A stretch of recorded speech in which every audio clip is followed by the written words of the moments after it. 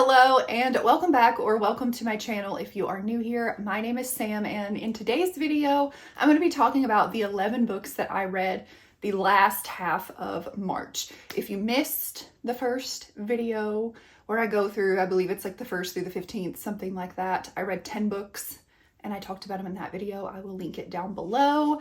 But this one I'm going to try to move quickly through this because there are 4 books on here that I have talked about in my read it or unhaul it video. So if you want like in-depth thoughts on the books, I will direct you to watch that one. But the first books that I'm going to talk about, I'm actually just going to lump together because it is the Hunger Games trilogy by Suzanne Collins. Yes, I had never read the Hunger Games before, and I know that I told you all that I was going to do a vlog of me reading these for the first time, and I tried, okay? I did. I just didn't like how it was turning out, so I stopped because I hated it, and I'm like, I'm not going to post this anyway, so I just stopped vlogging. But I did have such a good time reading this trilogy. I feel like I don't even need to tell you what it's about because I think we all know at this point. But the first book is The Hunger Games. I did give this one 4 stars. This was so fun, okay? And then Catching Fire is book 2, and then Mockingjay is book 3. And I definitely see now when something is compared to The Hunger Games, I can see it because now I've read the blueprint for a lot of things that come out now. So I can be kind of more in the know. But yeah, I gave all of these 4 stars. Such a fun YA trilogy, and yeah, definitely took some very unexpected turns here. And I mean, there were things that I, didn't love, but overall, just a fun series and a classic series. And I'm hoping that one day Piper might want to read these, so we shall see. The next book that I read is The Book of Cold Cases by Simone St. James. This is a thriller, and I gave this one 3 stars. I didn't totally love it. We are following 2 different timelines. We have Shay in 2017, and then that's not her name, Beth in 1977. So present day, our girl Shay, see, I already forgot her name. Yeah, Shay. She works, I believe, at a doctor's office, and she's a true crime junkie. And in 1977, there was a woman who lived in the town who was accused of being a serial killer. She was never actually charged with it, but she was accused. And there's still a bunch kind of going on about it today. People don't really know what happened, and Beth really won't give any interviews at all. She's never truly given her perspective of things. And that all changes though when Shay approaches her and asks, "Can you tell me your story? Like, I want to interview you." And so you're going back and forth between Shay finding things out and then what happened in the past. And you get different, like cops' perspectives and different people in the town in 1977 when this all went down. And there is a weird paranormal aspect to this that I didn't love it, okay? And overall, I think this book was like a little too slow for me. I didn't totally love it. So there's that. But the next book that I read, I was craving a mafia romance. And when I tell you, this one hit the spot, it hit the spot.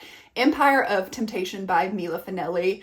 This is like a spin-off sort of to her, I believe, Kings of Italy series. And I've read 3 books in that series. I need to continue that one.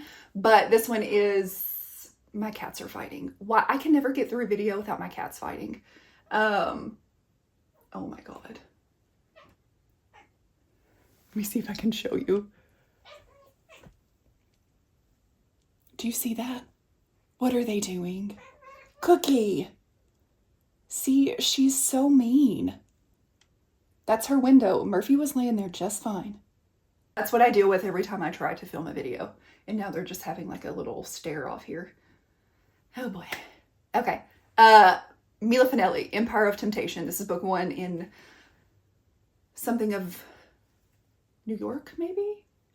I don't remember. It takes place in New York. We're following Valentina and Luca. Valentina, her family, they are, I believe her father is sick. Both of her parents are sick, and she is trying to keep their family restaurant afloat. This is something that has been in her family for generations, and she's very proud of it. Her family is very proud of it, but it's just not doing so well. And Luca comes into her restaurant one day, and he is not very nice to her at first. Not very nice at all. And she's like, "You are an asshole. What is wrong with you?" And then some things happen with her employees, and Luca ends up stepping in and helping her. And he's there for a reason. He's in her restaurant for a reason. And you do find out about that, but it's a spoiler, so I can't get into it. But these two are just so, they hit it off right. No, not right away. That's a lie. But they are very attracted to each other right away. And apart from their first encounter, they have good conversation. They have good chemistry. And they just can't seem to stay away from each other. And Luca really just like implants himself into Valentina's life. He kind of takes over and helps her, provides for her in a way that no one else ever has, because she is definitely someone who takes on a lot, and she likes to take care of other people, and she's just, well, like at the moment, she's just really burdened by a lot of things, and he is really helping to alleviate that burden from her, and they fall in love, and it was just so much fun. I flew through this book in, I think, like a day. It was so good, okay? I don't know how she does it, but you pick up her books and you don't stop reading them. You don't stop. And then we have another thriller that I read for my Read It or Unhaul It video, and that is That Night by Chevy Stevens. I ended up giving this book 3 stars. This one, again, I think was just a little too long for me. You really spend a whole lot of time getting to know the characters and the background. And while sometimes I do like that in a thriller, because it does make you even more just invested in the story and what happened and the outcome that's going to happen to these people. I do like that. And especially for at least what I've read so far of Chevy Stevens, the people who her books follow aren't necessarily bad people. And, they may make some terrible decisions, but they're not always the bad person. So you root for them. And she does a good job of, again, you getting to know them and rooting for them and wanting things to be okay. So in this book, we're flashing into 2 different timelines as well. You start out in I think 1996, and you're following Tony and her family dynamic, her sister and her boyfriend, and her sister ends up dying, and Tony and her boyfriend Ryan are accused of killing her sister. And then you're getting 2012, I believe, when Tony and Ryan both have been released from prison, and they're trying to get other people who were involved to talk, because both of them know we didn't do this, and we really want to find out what happened and who was behind this and why this all happened. So yeah, I talk more about it in my vlog, so if you are interested in this book and you kind of want to know more, go there. I will say that I think Chevy Stevens has better books out there, but this one is one of her earlier works. So, if you like her, read it. It wasn't a terrible book, but it was okay. The next book that I read is Save Your Breath by Candy Steiner. This, I believe, is book 4 in the Kings of Ice series. We are following Alex and Mia. This is a hockey romance, so sports romance. It is childhood friends to lovers. Our heroine is a pop star. It is angsty, slow burn. There is a fake engagement because both of them need to sort of change the public's view of them. Mia is kind of wanting to step away from her ex-boyfriend and the image that he has set of her, and Alex is a troublemaker, and he needs to kind of have a better image and, you know, sort of see him as settling down. So they come up with a PR stunt. They are going to be fake engaged. And of course, nothing about it is fake. The feelings were very real, and the feelings from childhood and other things come up and, you know, get in the way and make things a little messy. This, like any candy book, is, you know, it's got good spice, it's got good chemistry, good banter. It is angsty, and the way that Alex was so protective of Mia, he was good. It was good. This, did I say 4-star read? I really liked this one. The next book that I read was also for my Read It or Unhaul It video, and that is Before We Were Yours by Lisa Wingate. This is a historical fiction. This is based on a true story, real events that actually happened in our U.S. history. It is following the Tennessee Children's Home Society Orphanage and Georgia Tann, who was kind of the head honcho of it all. She would take children from poor, underprivileged families, uneducated families. She would steal them and put them up for adoption, basically sell them to the highest bidder for these, you know, rich, very affluent families who could not have kids but wanted kids, and they had the money to pay for kids. And she took advantage. And so we're following, in 1939, we are following Real and her brothers and sisters. Georgia Tann takes them. And in present day, we are following, what is her name? Avery. And Avery meets a woman in a nursing home, and the lady kind of recognizes her, and then her bracelet goes missing, and she's like, okay, there's something going on here. What is happening? And she finds out a piece of her family's history that, you know, she didn't know about, and how her and this lady are connected. So this was a very good story, very eye-opening to something that I really had never heard a whole lot about in our history here in the United States. So it's very interesting to read, and the story overall had a really good outcome. These children made the most of the situation that they had. You know, some of them were very young and didn't really realize what was happening, and then they grew up only knowing one life. But Real, the girl that we follow in 1939, she was quite older, so she knew that what was happening wasn't right. But to see her and how she came out of it and still just made the best of the situation, I did really enjoy that. So yeah, this was a 4-star read. It was very good. Next up, we have a fantasy romance, and that is Queen of Roses by Briar Bolin. This is book 1 in a series, and I completely forget the name of the series. I never know the name of the series. But in this book, we are following Morgan. In the very beginning of this book, in the prologue, we have Morgan, who is very young, and she is witnessing her mother. Very traumatizing for her. Her father is not a good man at all. And so after her mother dies, she doesn't really have the best life. And then her father moves on and marries other women, and he now has sons. So even though Morgan was the firstborn and should have been the heir because he has sons, she is just kind of tossed aside.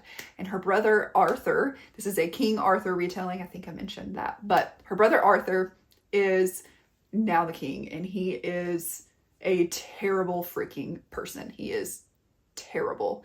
And he kind of knows that the people of the kingdom, they like Morgan more. He really kind of senses, okay, something is amiss. I don't like what's going on here. Is she gonna come and try to take my throne, and will the people be behind her?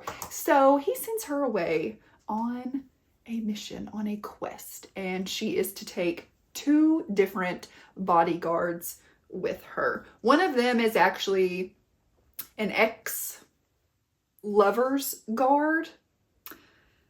And there are a lot of trigger warnings in this. This is kind of dark. This guy that she kind of had a little fling with is very abusive to her. I mean, like abusive, and there is a detailed scene. And so the one guard she doesn't trust at all. And then the new guard, she's like, oh, okay, he's handsome, he's mysterious, but I also still don't trust you either. Like, why are you here? Where did you come from? Because he came into the royal guard in very mysterious ways, and nobody really knows what happened, okay? His story isn't lining up. And so they go on this journey, and the ending was pretty crazy, okay? The ending was crazy. And now I did give this one 3 stars because I do think that it took a long time for this book to get to the plot. I did like the plot once we got there, but it took so long, and then, like, again, the ending was crazy. So I didn't not like this book enough to stop reading. I definitely think that once I read book 2, I'm going to be like, okay, all of this makes more sense, and it's just like setting up the world. So I'm definitely excited to get into book 2. Don't know when I'll do that, but yeah, I mean, still a 3-star read, but it wasn't terrible, and I will continue. And then we have 2 books left, okay? So another one on my read it or unhaul it. This is All the Little Things by Rachel Lee. This is a new adult brother's best friend romance. We are following Kit and Riker. Kit has been babied her whole life. She has a heart condition, and she's just been babied. She's not really allowed to do a lot of the things that other kids her age do. She has to be just very cautious of what she does. And her older brother and his best friend Riker, they are very protective of her. This book does follow them. It starts out, I believe, when Kit's like 12 or 15, 14, something like that. And Riker is, I want to say, 2 or 3 years older than she is. And Riker has always treated Kit with respect. He doesn't really treat her like a nuisance. He is actually, you know, over time, he does become friends with Kit as well, and they grow close. And she's always had a crush on him, you know, as a brother's best friend romance goes. There's always that crush there. And Riker gets himself into some trouble. He has not had the best home life, so he ends up having to leave. And he doesn't tell Kit where he's going. He doesn't really communicate with Kit at all, and that really hurt her. She just can't understand why he would just up and leave and then never speak to her again. And then now she's older. It is her senior year of high school, and her brother and her father are actually going away on a business trip. Her mother did pass when she was younger, so it's just her father and her brother. I should have mentioned that at the beginning. But brother and dad are going on a business trip, and they don't want Kit by herself because, again, she has a heart condition. So they call in Riker to come and babysit her. And things go from there. 3 stars. It wasn't terrible. I don't know. This is one of those books where it's like, I can't really pinpoint exactly what I didn't like about it. I just know that there was something that I didn't like. It was readable, though. It was very readable. Very, very bingeable. And then we're going to go for the last book. And oh my God. I love this book, okay? Night Road by Kristen Hanna. I swear, this woman, every book I pick up, I am like just amazed at her. She writes emotion just like no other. We are following Jude, who is a mother to twins, Zach and Mia. Zach is very popular, has a lot of friends, and Mia is a very, very sensitive girl, and she doesn't have a lot of friends. And then we are also following Lexi. Lexi, her mother OD'd, and she's been in and out of foster care. And at the beginning of the book, she learns that she has a great aunt who wants custody of her. So she moves to this small town in, I believe, is it Washington or Oregon? I think it's Washington.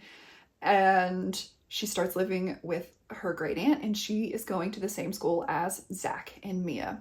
Now her and Zach have a little encounter, and she is like, who is this boy? He is so attractive. There's definitely something there from the beginning.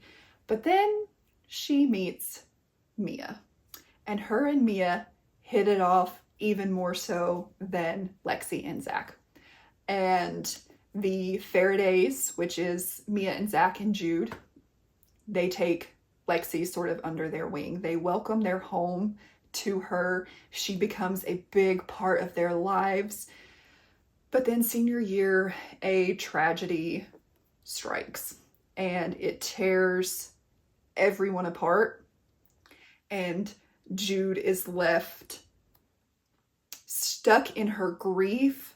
And Lexi is, I don't want to give too much away, but there's a lot. Oh, this book is so emotionally complex. It is just, oh my God. There were points in this book where I'm like, why are you doing that? Why would you do that? And then there are other parts where I'm like, okay, I get it. But also like, dang, that's a little harsh. You will just feel every emotion over this book. Every single emotion, okay? And it's a tough read. It is a very tough read, and it is very tough, especially the last half of this book. It is so tough to be in Jude's perspective. She's going through it, and she's angry at the world. She is angry.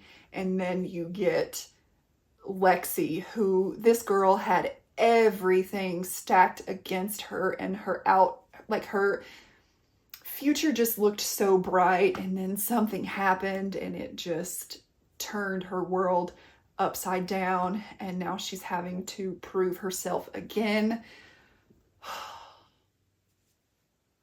This was so freaking good. So freaking good. Oh my God. If you have not read this book, please do so. This is a 5-star read. I cried so much during this book. Oh my God, did I cry. It's just, and I don't hear a lot of people talk about Night Road by Kristen Hanna. I know Nikki from Nikki in Bookland, she told me that this was her first ever Kristen Hanna book, and wow, what a book to start with, Nikki. Oh, it's so good. It is so good. Okay, I'm gonna quit talking about Night Road because it was so good. And it's one of those books that's gonna stick with me for a long time. So yeah, that is all for the books that I read in March. If you have made it to this point in the video and you'd like to let me know, leave me what emoji do I want you to leave me? Is there a dragonfly emoji? Leave me just like a bug emoji. I don't know, ladybug, a worm, whatever, just a bug. Thank you so much for watching. Please like, comment, and subscribe, and I will see you next time. Bye.